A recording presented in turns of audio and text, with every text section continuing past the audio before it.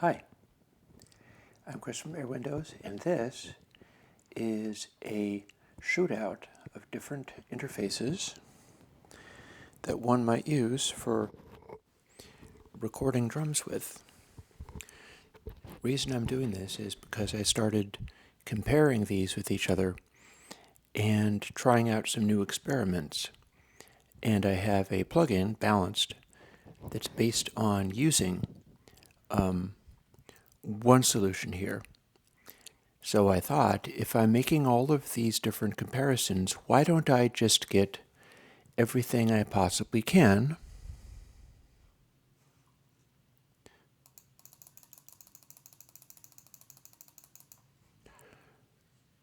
and compare as many interfaces as I can possibly get so that I can show people what these things sound like. So this is your ultimate comparison of interfaces. The sound is always the same. It is acoustic drums that I played. I won't say that I played them well because I was doing this for hours and hours and hours. And it's using two microphones in stereo. They are Roswell Mini K47s. Those are some pretty good, pretty clean microphones. They work well for drums. Sometimes the recording is going into an API 3124 Plus microphone preamplifier. That's a studio grade microphone preamplifier. And sometimes the microphones are going into a much cheaper microphone preamplifier that's built into one of the interfaces.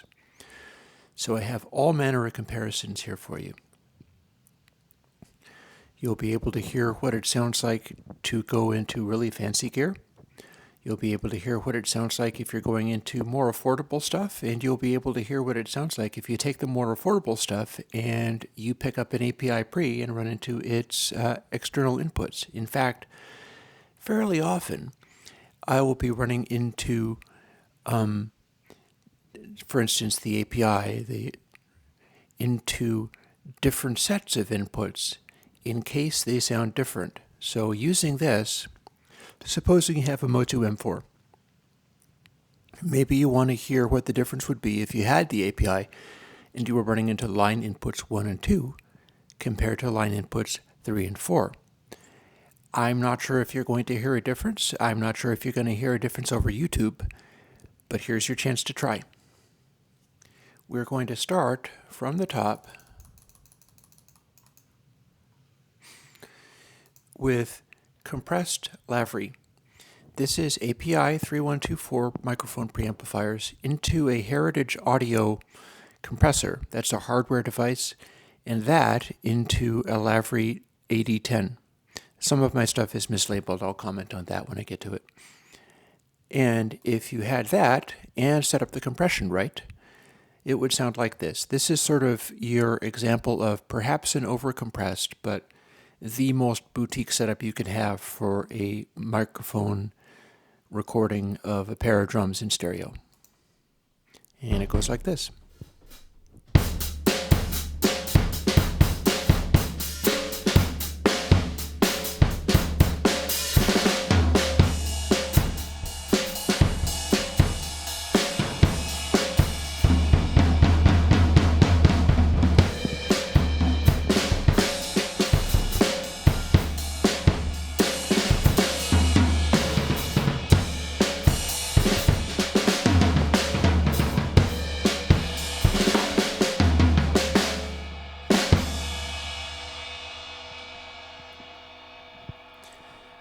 That's pretty much the boutique stuff, everything I could get together to make a good recording. Now, if you're not compressing, you'll have something kind of like this. This is the same thing, but it's the API into the Lavry DA10. This is not through a compressor. And everything else that you hear is going to be variations off of stuff like this. So this is sort of your boutique stuff. This is the good quality preamplifier. APIs and Neves are, some people consider, the only acceptable, truly studio quality microphone preamplifiers. Neither the API nor the Neve are tube. The API has special discrete op amps built into it and is all transformer balanced in every direction. And it sounds kind of like this.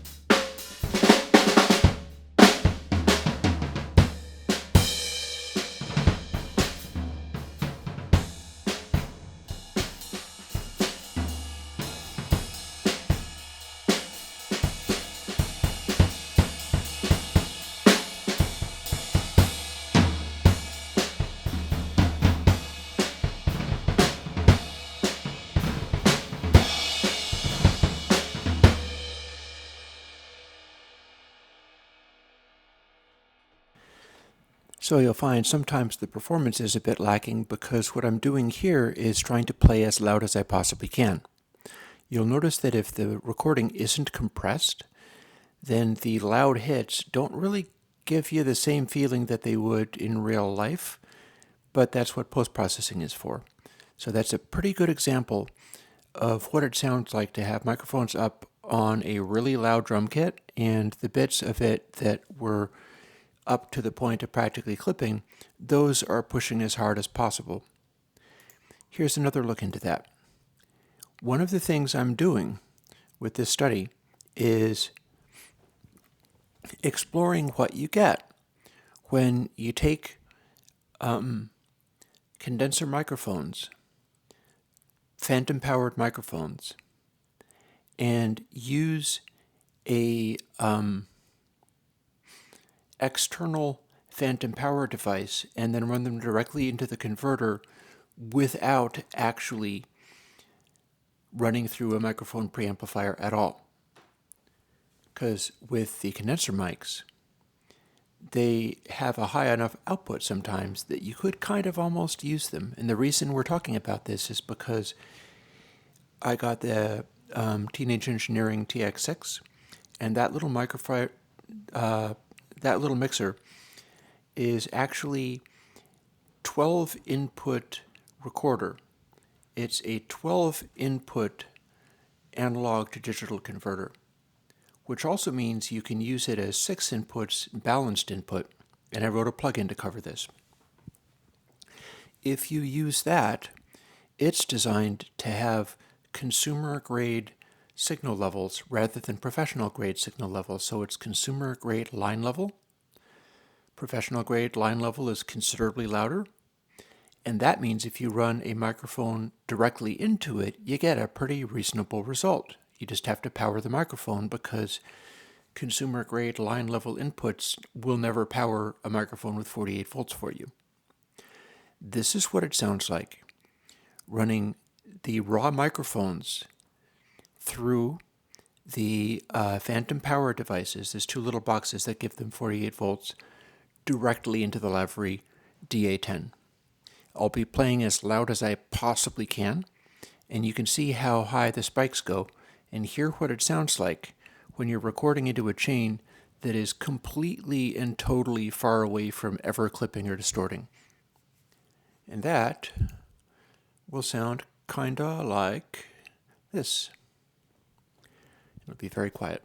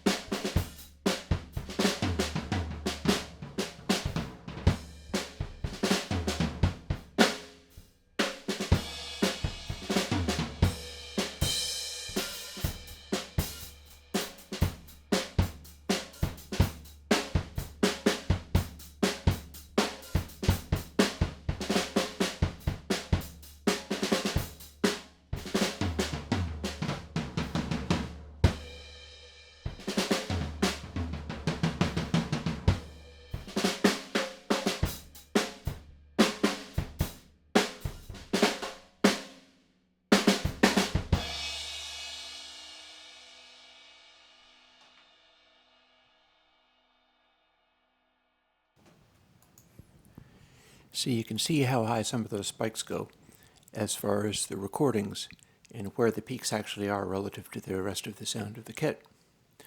Again, that's very quiet. That's also the most accurate picture you're going to get out of any of these as to the sound of those microphones and the sound of that kit. Nothing else is going to be quite as close in accuracy to that. That is literally the closest you'll get to what it really sounds like, because there are the fewest things in the way. That is the most uncolored sound of the whole thing.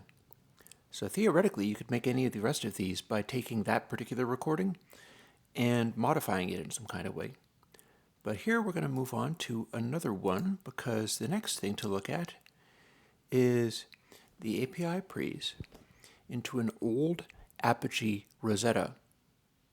This is the old converter that I had lying around. It can only do 48K, so I recorded it as such.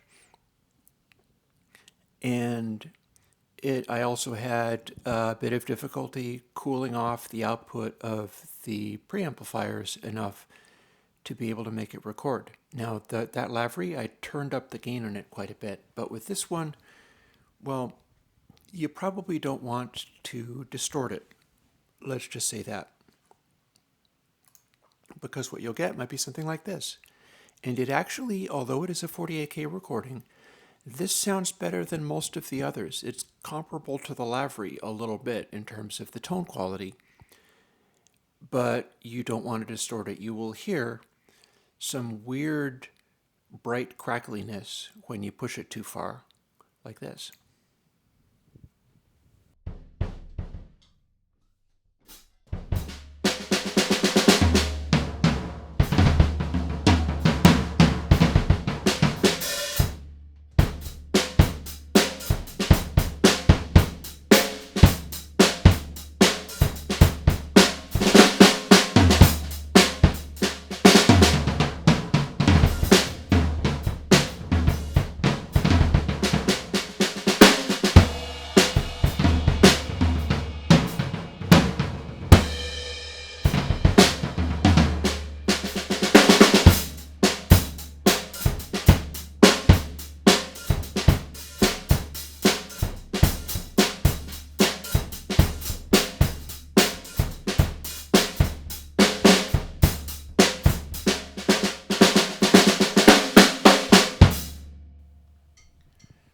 So yeah, next I have some quieter stuff.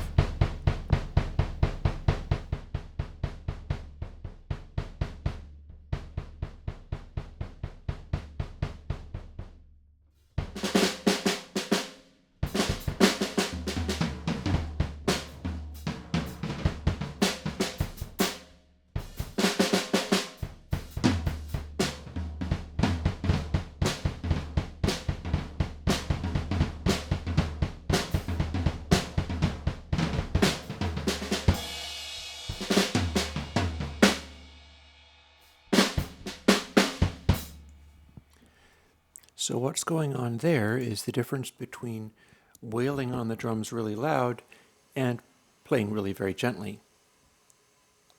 So if we go back to the beginning, the really loud stuff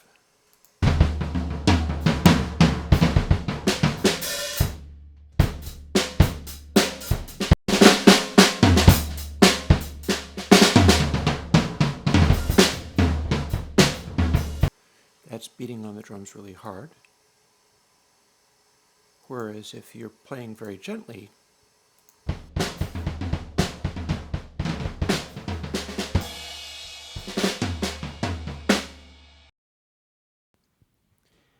and that's because this particular one is very sensitive. Like the APIs have a hard time turning down enough that the Apogee can cope with it.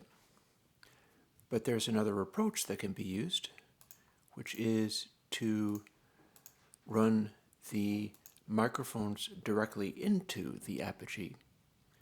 The problem I run into there is I can't turn it up enough. And so the raw microphones, phantom powered, running directly into the Apogee, all that gives you is this.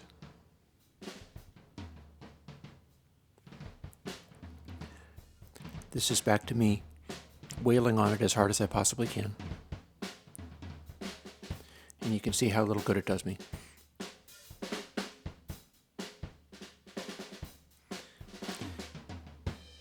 It sounds pretty nice, but this is designed to take commercial level, studio level line outputs. So there's a big difference between that and a mic output.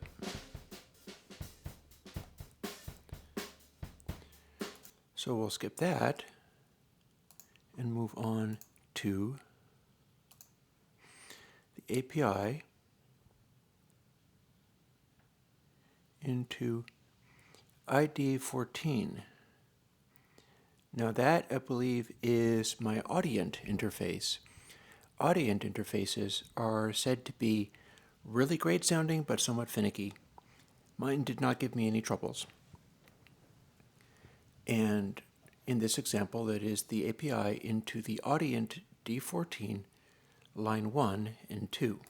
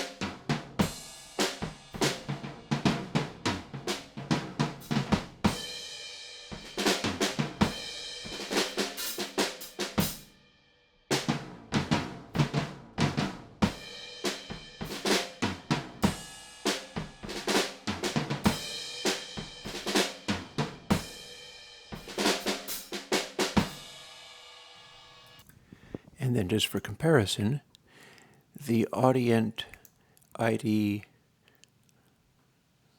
oh, hang on. So that was the line 1, 2. By comparison, I can apparently run the raw microphones into line 1, 2 and still turn them up to where I have a signal. So that was the API. And then this is no API and just the mics. Let me double check to see that it's off.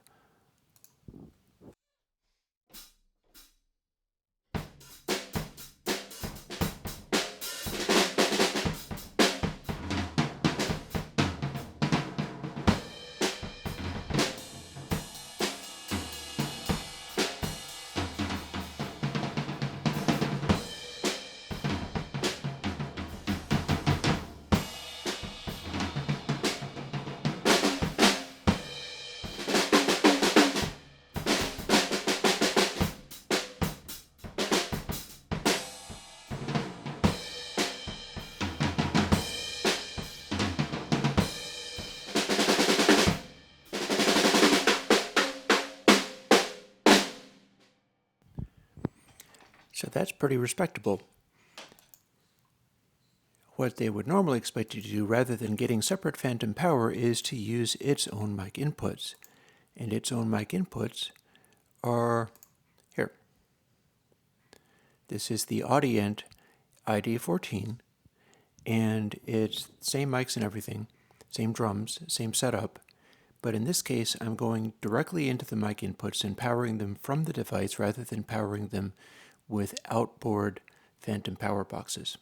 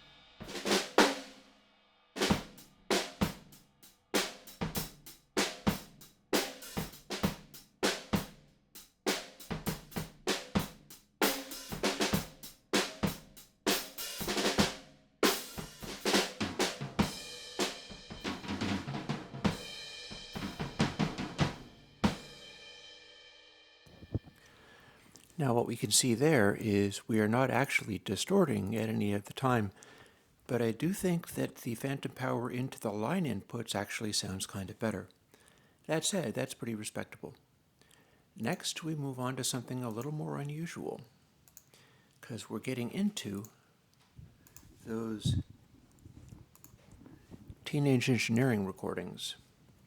This is API into the Teenage Engineering TX6, and it is taking the outputs of the microphones and or preamplifiers and running those into single plugs on the TX6 and using the left and right in the plugs as plus and minus balanced inputs, and using a plugin of mine, which I can show you here,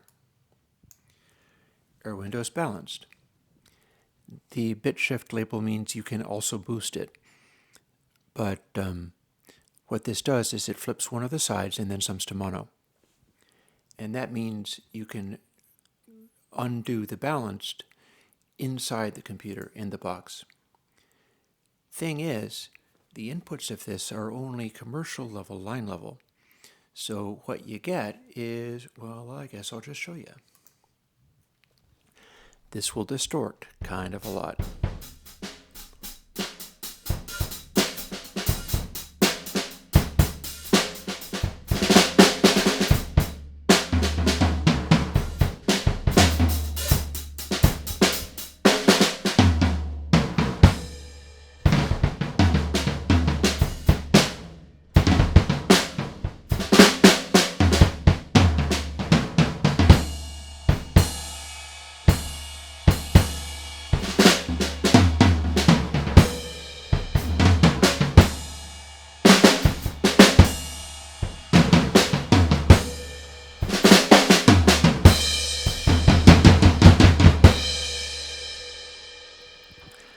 Now, one thing to note there is that in the genres that you might be working with the TX6, there could be a use for distorting the input of the converter and having it sound good. What you're hearing there is the API easily and effortlessly distorting the input of the converter, and it does in fact sound pretty good. Certainly compared to the Rosetta, the Apogee Rosetta sounds much better in itself, but it does not distort gracefully. The Teenage Engineering distorts a little more gracefully. However, if you don't want to distort, what you might want to do is, here's the secret.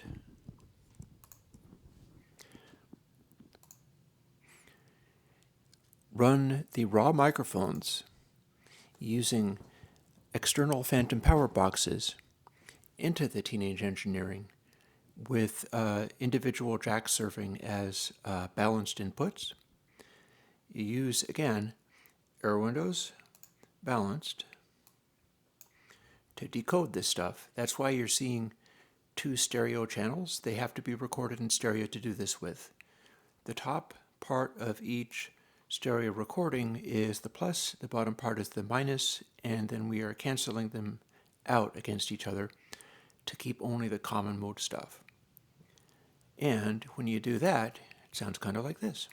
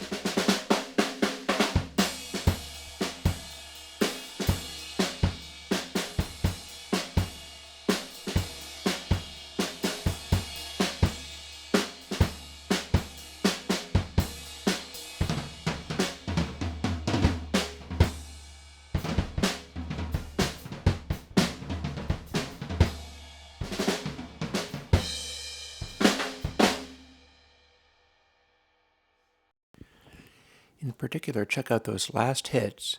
Those are good and loud, but they're not clipping, and it's a good example of what you can get when you run a raw microphone getting externally phantom powered into one of the inputs of this. And the thing is, if it's only a line mixer and that's all it does, then it is terribly, terribly overpriced. But we have 6 of these inputs. So if you're able to get 6 microphones and 6 phantom power boxes, then you can, like with this setup, I can get that sound and also throw a dedicated kick mic on and also throw a dedicated snare mic on and then have 2 entirely other mics for anything else I want to do. This is not a bad setup for getting decent quality, albeit 48K recordings with 6 microphones on some kind of loud situation where there's drums and amps and things. It should do a pretty decent job. Now that being said, we're going to move back away from this again over to a more normal thing, which would be API into the MOTU 16A. MOTU 16A is a very good converter. It's not quite as good as the Lavry, but it's something where you could run all 4 channels of the API into, because you have 16 inputs on the MOTU 16A, and it sounds like this.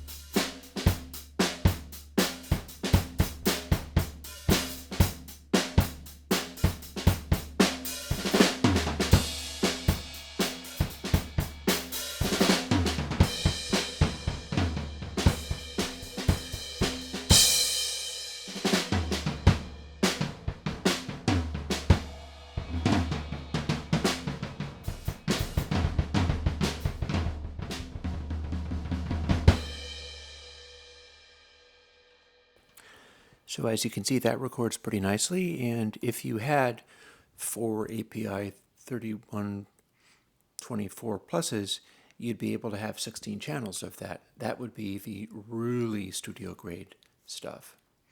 That would also cost the earth. The 16A alone costs a fair bit.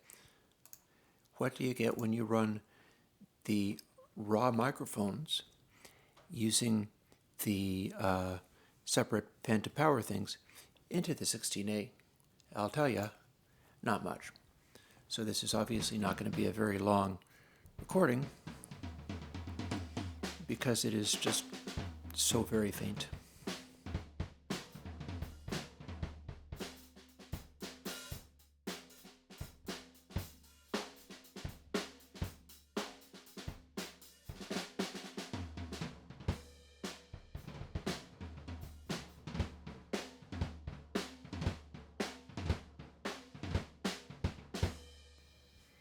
But that is me playing as loud as I possibly can, and that's about as far as you get with the raw microphones into the 16A. That is because, unlike the Teenage Engineering, this is professional level line inputs. The Teenage Engineering TX6 is consumer level line inputs. That's the amount of difference that is. Professional grade line inputs will take much hotter levels, and so it's coming out as incredibly, incredibly quiet. Now, since we don't normally do that kind of thing, API into a MOTU M4. We're back with the API again. And the MOTU M4 is a pretty affordable converter. I am not sure if it's exactly on the line as the 16A, but it's in the same general vicinity, let's just say. And the MOTU M4's line inputs used with the API is like this.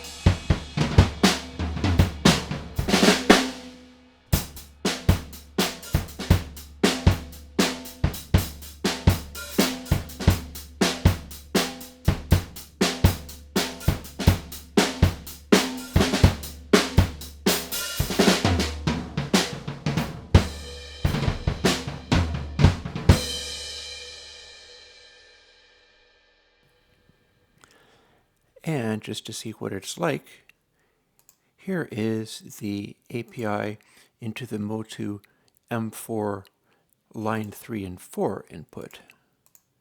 Because that's a separate set of inputs, let's see if it sounds any different.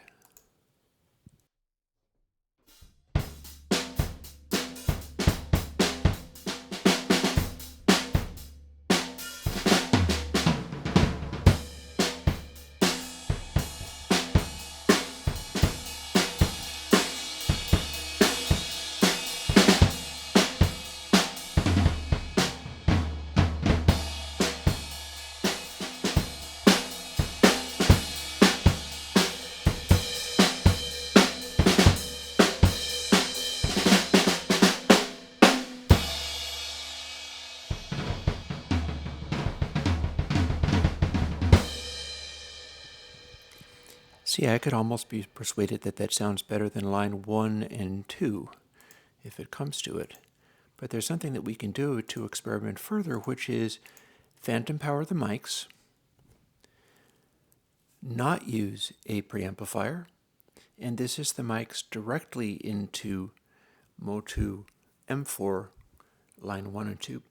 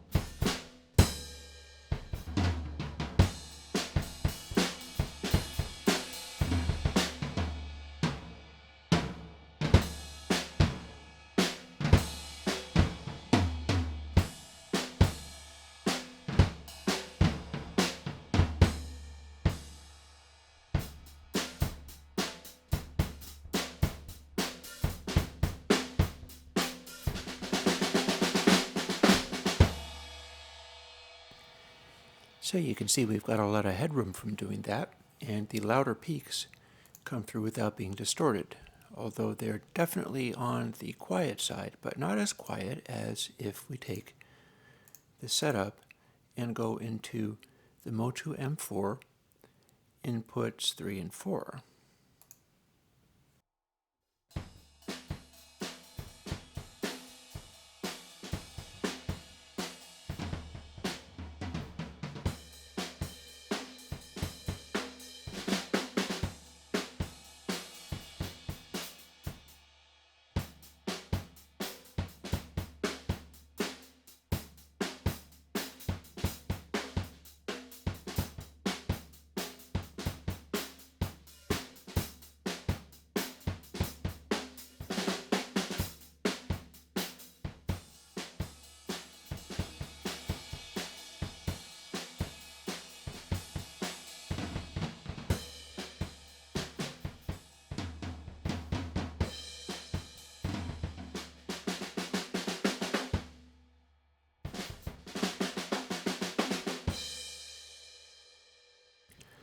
So that's arguably too quiet to be useful.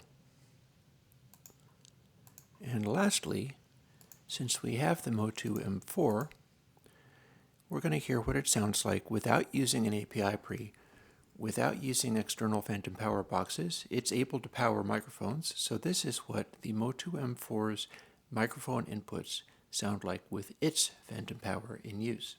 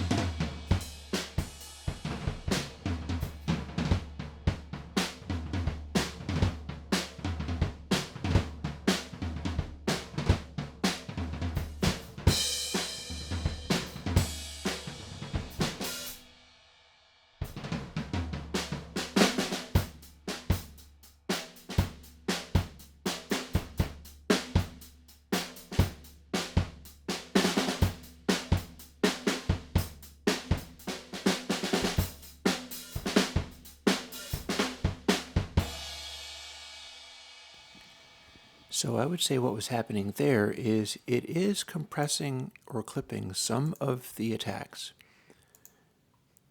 That said, it sounds pretty respectable. The next thing we can do is look into what happens if we're running the API preamplifiers into the Focusrite Scarlett, because I picked up one of those for the purpose of comparing them. This is another popular budget interface. It's API preamplifiers, which are not budgeted at all, going into line inputs 1 and 2.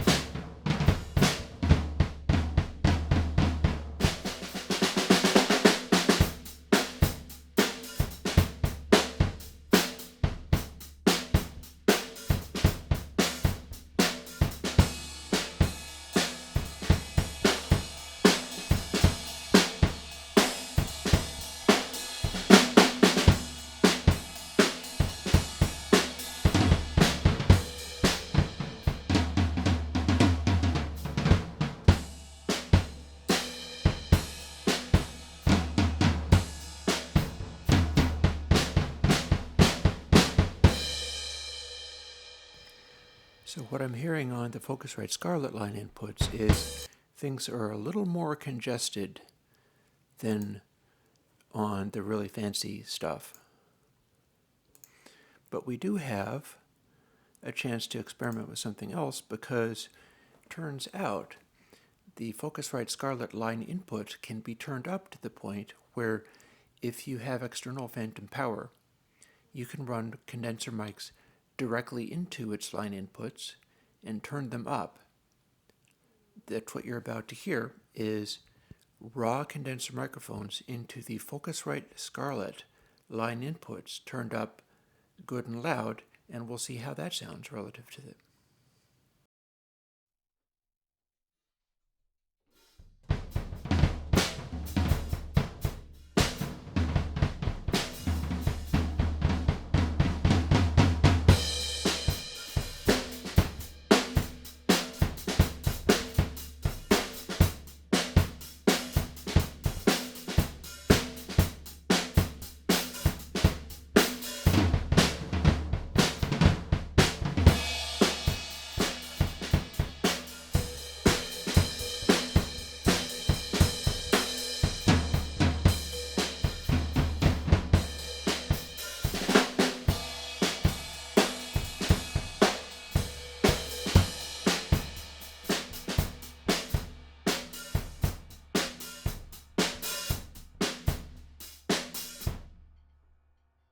There we are. So pro tip, if you are a Focusrite owner and you're recording loud things with condenser microphones, you might want to look into getting external phantom power and going into the line inputs instead, because the Scarlett is able to turn up its line inputs until you can get condenser mics with loud enough sounds to go into them. However, let us see what we've got with the Focusrite Scarlett mic inputs and its own phantom power.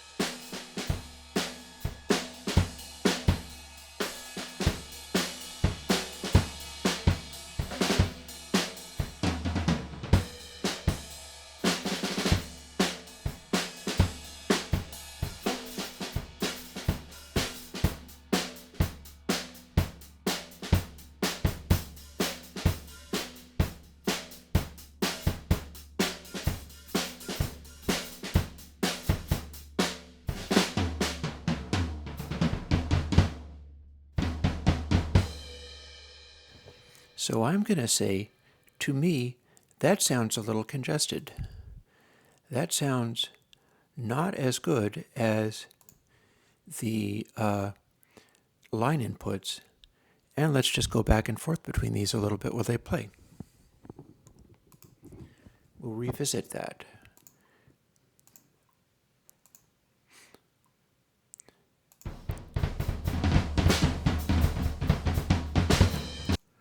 Actually, I can't have them both selected and do that, so here's its mic inputs.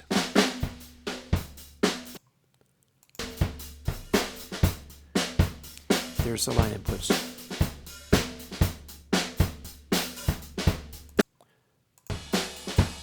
Mic inputs.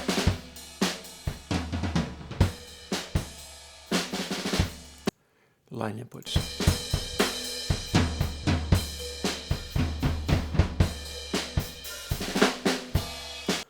I'm going to say that's pretty clear. If you're recording loud things with condenser mics and you've got a Focusrite Scarlett, you might want to consider running it to the line inputs rather than the immediate inputs. Now here is a funny little thing that we can also try, because I picked up a bottom end piece, the Behringer U-Phoria. That's very accessible. So first we're going to show what it's like running a API preamplifier into the Behringer U-Phoria's line inputs.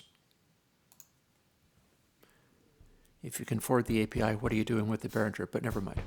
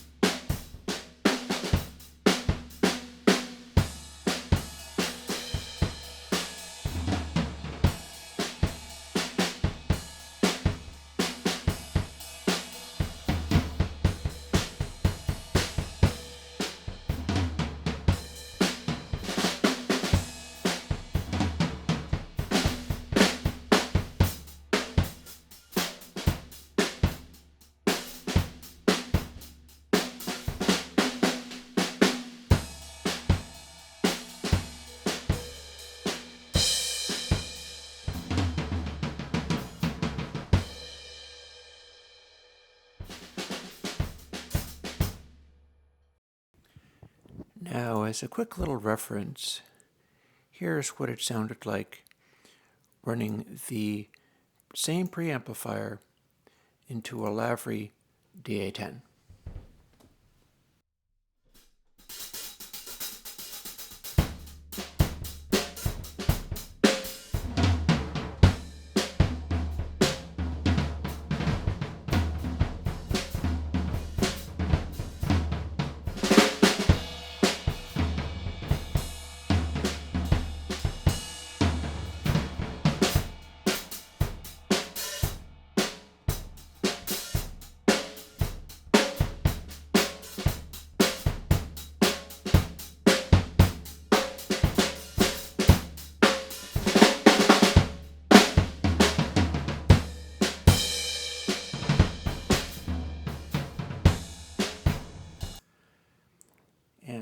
comparison, same preamplifier, but into a Behringer U-Phoria.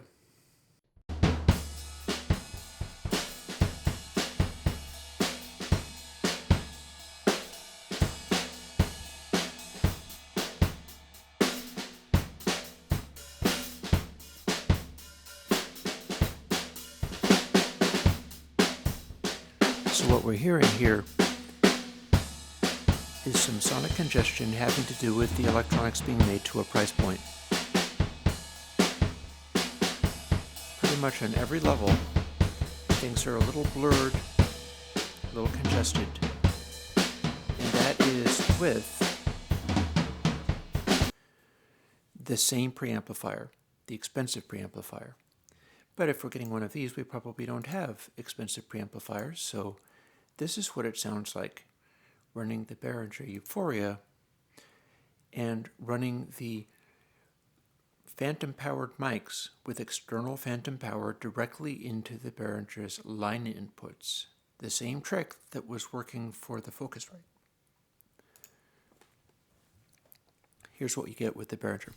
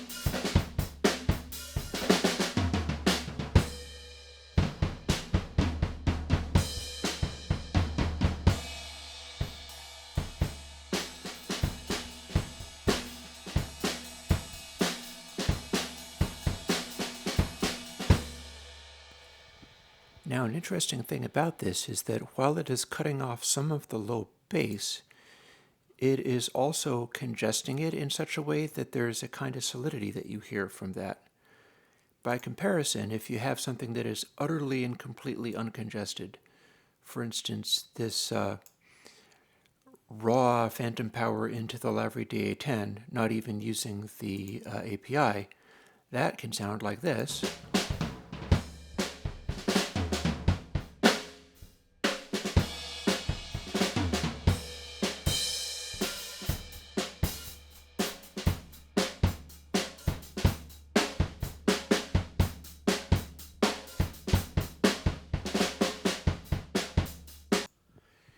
Whereas if we go back to the Behringer with the same setup, we get this.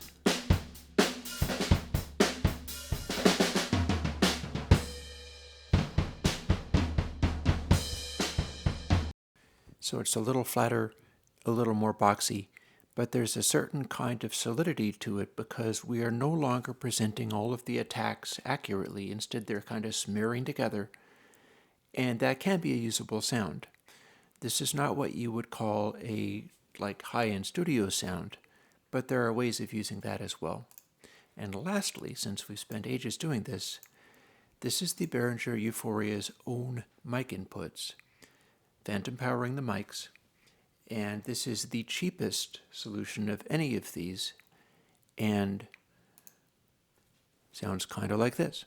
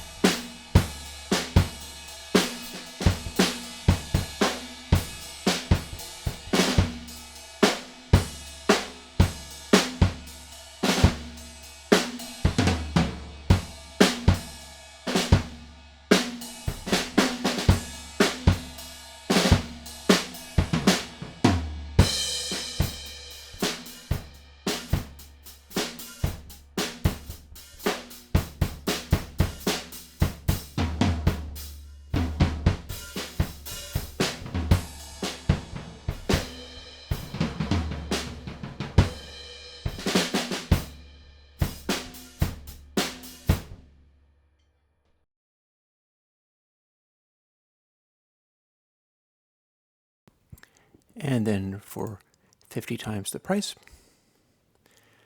API into the Lavry DA10 directly.